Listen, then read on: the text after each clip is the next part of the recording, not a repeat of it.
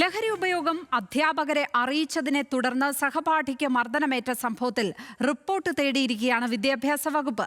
വിഷയത്തിൽ സ്കൂൾ സ്വീകരിച്ച നടപടി അറിയിക്കാൻ നിർദ്ദേശം. ന്യൂസ് മലയാളമാണ് മർദ്ദന വാർത്തയും ദൃശ്യങ്ങളും ആദ്യം പുറത്തേക്ക് കൊണ്ടുവന്നത്. വിവരങ്ങളുമായി കൊച്ചിയിൽ നിന്ന് സഹിൻ ആന്റണി ചേരുകയാണ്.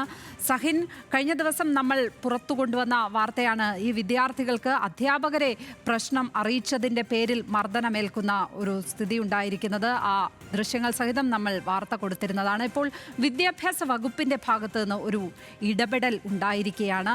ഏത് തരത്തിലാണ് ഈ കേസിൽ ഇപ്പോൾ അന്വേഷണം നടക്കുന്നത്? മറ്റു വിവരങ്ങൾ എന്തൊക്കെയാണ്?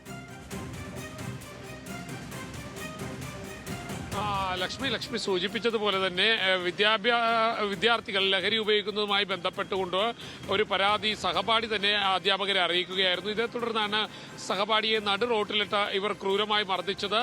എന്തായാലും 3 ആഴ്ച മുൻപ് നടന്ന സംഭവം. ഇത് വിദ്യാഭ്യാസ വകുപ്പ് ഇപ്പോൾ ഒരു വിശദമായ ഒരു റിപ്പോർട്ട് ആവശ്യപ്പെട്ടിരിക്കുകയാണ്.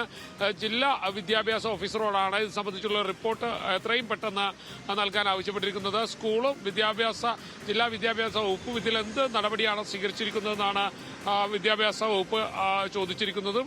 എന്തായാലും ഇത് സംബന്ധിച്ചുള്ള ഒരു വിശദമായ റിപ്പോർട്ട് തന്നെ നൽകുമെന്നുള്ളതാണ് മനസ്സിലാക്കാൻ കഴിയുന്നത്.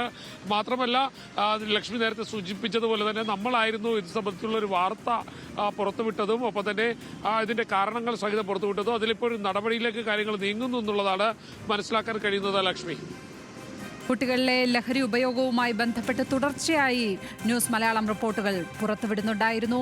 അതിനെ തുടർന്നാണ് ഇപ്പോൾ ഒരു നടപടിയിലേക്ക് വിദ്യാഭ്യാസ വകുപ്പ് കടക്കുന്നത്. സഹിൻ ആന്റണിയാണ് കൊച്ചിയിൽ നിന്നും വിവരങ്ങൾ പങ്കുവച്ചത്.